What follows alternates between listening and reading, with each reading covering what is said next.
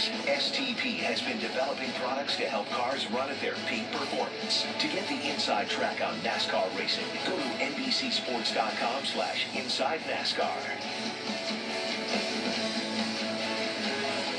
2.45 miles around Watkins Glen International, and depending upon who you ask, they will tell you what the different corners are called. So, Steve, take us through this lap, and we know that that's turn 1 and that's turn 2, but after that it gets a little fuzzy, right? It does. I've never heard that 3 and 4. I mean, I agree. They come up to turn 2, and then you have the inner loop, turn 5.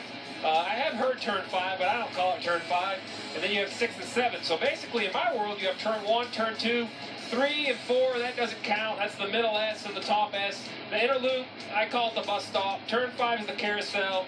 And then 6 or 7, 8 and 9, or even 10 and 11. If you can somehow figure out all that numbering system, then it should be pretty easy between drivers and crew chiefs to get it all figured out. I thought I knew what they were calling for that explanation. So 11 is now 7. Right. Okay, and 6 used to be 10. It's crystal clear up here. Okay, I got it. Parker, I'm sure you could clear this all up. I've got the whole thing here, but I actually know a guy who knows a little bit more about this racetrack than me. And definitely turn 1, first time back here today since the crash in testing. Just your assessment of the racetrack so far and what you're feeling. Yeah, it's pretty similar to how we tested. Really, really slick. And I'm not sure it's really the track that's really slick. It's the tire. You know, when they repave these racetracks, Parker, you know, but maybe the fans at home don't. They're all using this new kind of asphalt that's really different than what we're used to have here at Watkins Glen. And so it's really hard on the tires, and then Goodyear brings a really hard tire, and the group gets really narrow and real slick. And I think you're seeing a little bit of that with, you know, like how hard the cars are to drive, specifically turn 1. I saw Kyle Larson spin out, just really hard to get in that corner, really slick, and the tires are very unforgiving. So it's a tough racetrack. It's always been tough, but now it's even more tough. And you're third on the board right now, I presume, a qualifying run, talking to your team. Is there a big difference in what you guys do with stickers to the scuffs right now, and what you're thinking about doing for qualifying tire-wise? Yeah, you know, when Goodyear has to bring that really hard tire we talked about, it's almost always better on its second, third, fourth run. And really, if it gets a chance to cool off, probably all the way till its last run. So I think you'll see a lot of guys probably scuffing tires for qualifying.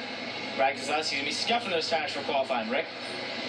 Well, Brad had a very eventful test here prior to last week's race at Pocono. This was a Tuesday, and getting into turn number 1 and didn't get it turned. The brakes didn't help him out, and straight into the wall there, the other into turn 1.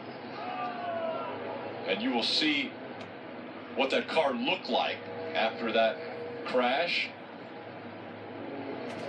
You know, that impact is obviously, speaks for itself. You see the steering wheel bent where he was holding the steering wheel. But the scariest thing about that is when you're, as a driver, when you hit that brake pedal and nothing happens, think about how long he had to think about what was going to happen. And that's, that had to get his attention.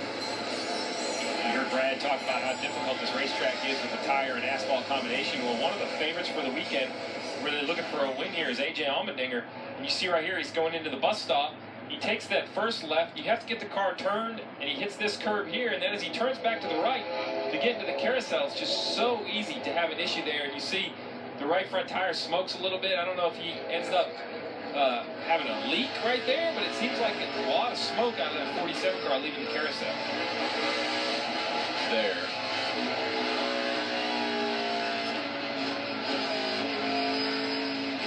See him heading, look to the right, you can see the smoke. Coming in the shifter boot right there through the shifting area. And anytime you have smoke under the hood, you hear him say, I don't know if it blew up or what happened. So he knew he had an issue. You could probably smell the smoke, see the smoke.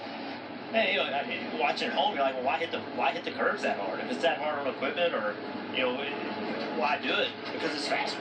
So if you don't do it, you have to make more of a corner versus going straight. So you have to try to cut that inner loop.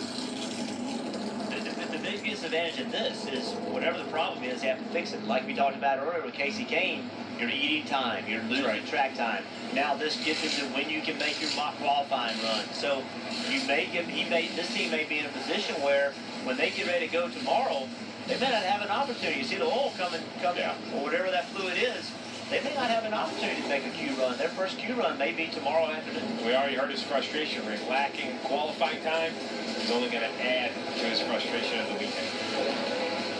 They'll try to figure out exactly where that fluid is coming from. Martin Truex Jr. continues to be the fastest. Watkins Glen